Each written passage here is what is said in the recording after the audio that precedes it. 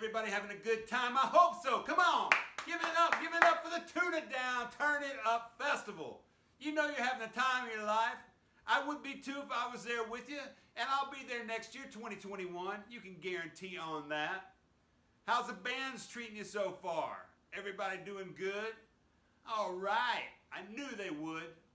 Everybody up there delivers. They know how to play some great music to keep you dancing and entertained and having a laugh, singing along. Oh man, I love all y'all up there. I hope you're having the time of your lives.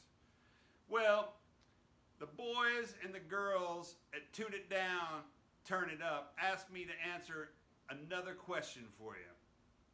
This question is, how did my life intersect with my restaurant and music? So I'll give you a little background. I'd come across country to Los Angeles, California with my band, The Modifiers. Some good old boys from Memphis. I played punk rock, country music, rock and roll, heavy metal, hard rock. We did it all, but we rocked. I came out to Los Angeles. We started playing around. We became kind of popular. Never did much of anything, but had a good crowd whenever we played. Played on some good bills. Shared the stages with some fine, fine people. After the Modifiers, I had met my good friend Texacala Jones the first night I was in Los Angeles, and she was looking for a guitar player for her new band, which was called Texorcist. So she and I started writing songs. The next thing you know, me, her boyfriend Harvey, Larry Mullins, and went on to play with Iggy Pop, and now plays with Nick Cave. We all lived together, and we had a band called Texorcist, and we had a damn fine time in that band. During that time, some other great friends of mine that I met the first night in town, Iris Berry and Pleasant Gaiman, started a band called Ringling Sisters, and they got all of us involved. And there were people from all other bands, and it was a big old to-do, and it was fun. We were all great friends. We all had great bands. We played together all the time. Now we had our own band where we were doing poetry and mellow stuff instead of hard rock. We all had hard rock bands, but we decided we would do something super different. All the girls wrote great poetry. They were all great characters. The band was great. Our friend Gary Eaton was writing the songs. He's a great singer-songwriter. So we all got together. We had a band, the Ringling Sisters. Well, one of my favorite producers, Lou Adler, who produced Cheech and Chong, Rocky Horror Picture Show, The Mamas and the Papas, it goes on and on. He produced some beautiful, beautiful music. Decided he wanted to produce our band Ringling Sisters. So we went into his studio in Malibu, California, and we cut a bunch of tracks for an album that we put out called 60 Watt Reality. It was on A&M Records. We were on our way. We were ready to fly. Had everybody looking good in the band, had a cool band, had great songs. The day our album came out, A&M axed everybody that worked on our record. So they just dropped us right down a crack. We thought it was our big break. It was going to change our lives, get us to the big time. But heartbreak was waiting for us. Let me tell you, heartbreak. Wasn't that heartbreaking? We still loved each other and had fun playing. Strangely enough, because we got dropped, we went in to do demos for yet another record at my good friend Dean's place. It was called Dominion Way. And who was engineering but Fred Drake? Now Fred Drake and I became very, very good friends. He was one of the greatest singer-songwriters, engineers, humans around. He was a very, very interesting, cool as you get guy. And I had some great times with Fred. Well, he moved out to Joshua Tree. After Fred moved out to Joshua Tree, I kind of had enough of the music business. So I thought the best thing for me to do was go somewhere and do something different. Well, little did I know, my good friend Jimmy Ford showed me a building in downtown, uptown, all around New Orleans. Actually, it was in uptown. And it was a really amazing spot. It had a restaurant, a bar, a venue that held like 300 people. Upstairs, it had 5 bedrooms. I met with a guy. He wanted $1,000 a month, and that covered the restaurant, the venue, the upstairs 2 stories with the 5 bedrooms, and utilities. So immediately, I jumped on it. I gave him 6 months rent advance, told everybody I was leaving the bands I was playing in, packed up, drove across country from Los Angeles to New Orleans, set up shop. I walked in, every single thing you needed for a restaurant was there except for the food to cook. Every knife, fork, plate, glasses, dishes, whatever you needed, it was there. We just didn't get the bar. The man wanted the bar, and his deal was we take care of the bringing in the people. So we did just that. My friend Christian Schirach is one of the best chefs I know, and my good friend Rich Siegel, one of the coolest dudes ever, great chef. He has a place called La Crêpe Nanou in New Orleans now, his family's place. They had it when we had our restaurant. I'm talking back in 1993. So what we did is we just jumped in both feet first, opened up Wednesday noon through Sunday noon, 24/7. Breakfast, lunch, dinner, whatever you wanted, anytime you wanted it. We should show great movies. We would put on Dolomite movies and have crazy nights where we would tell stories. We'd play music. I'd be cooking. I'd run into the venue and play a set, come back. We were working sometimes 48-hour shifts without drugs, and that was fun because at the end of that shift, you were ready to let loose.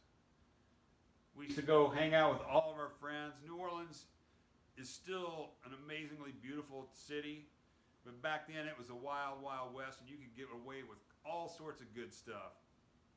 Never hurt nobody, just had a great time the whole time. Just about every time I go down there, have the best time ever. So anyway, we started this restaurant. I knew how to make pizzas. Christian knew how to make everything else. We started selling lots of food, getting lots of people in there, getting lots of shows in there. The time of my life. I'd given up music, immediately started a band with Jimmy Ford and Rich Siegel and Rhodes Hawk and Phil DeVille. We called ourselves Gnarl Tones. I think we had a gig within like 2 months of starting. We wrote a bunch of songs and just went for it. We still play today, not with those guys. It's me, Jimmy Ford, Sue Ford, and usually Jennifer Kirtland plays bass. And we've been having some good times. We just had our 25th anniversary, something like that. It's crazy. Anyway, I like to say anyway a lot. You don't mind, do you? I ain't no orator. I'm not a speech giver. I'm just a dude up here trying to keep you entertained while these guys are moving stuff around on this stage. You better tune that guitar up, brother. Make sure the drums are sounding good. Better put them mics where they need to be. The lighting needs to be perfect for these people. I know they're going to do a good job because you're professionals at the rickshaw. I played there before. I know they're professionals. They're going to make a great time for you all tonight. Anyway, back to the story. Time of my life making the best food, serving the best people, living in the best city I could ever imagine living in, just having the time of my life. Good Friday before Easter, I'm making a pizza for the owner's son who is 85 years old.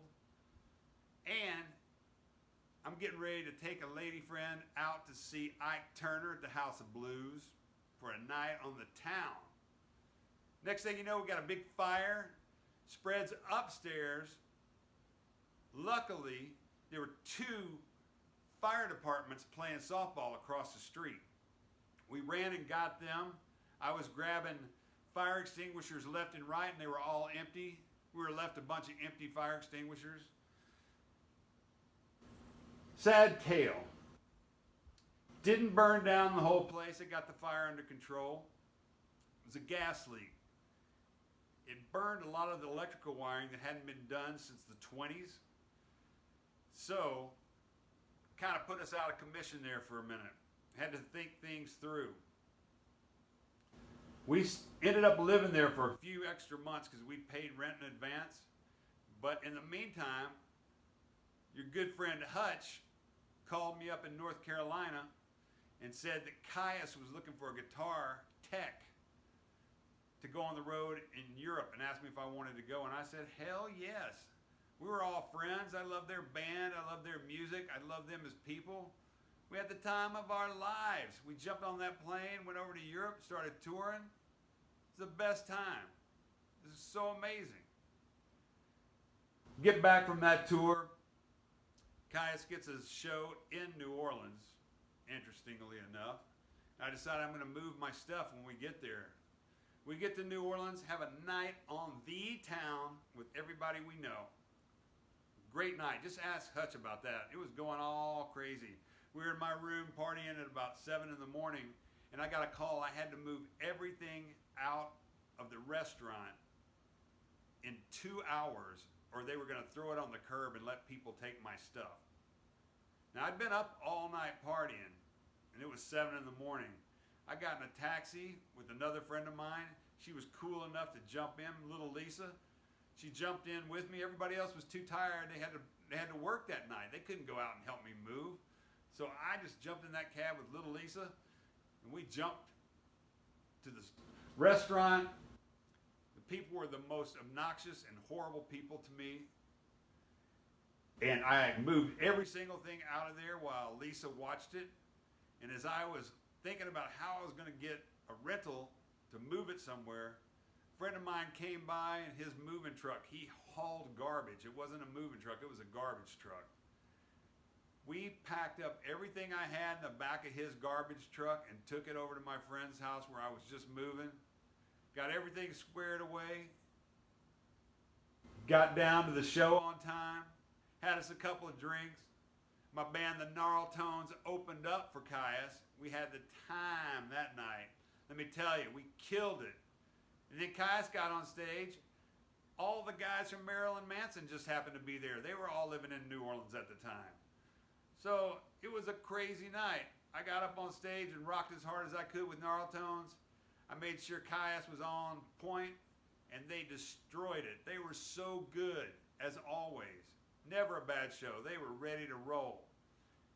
That was a great, great time. And that's my long story for you kids. You have a great time tonight. I love you all. Now let's give it up for the Tune It Down, Turn It Up. You know what to say. Here's Hutch, y'all.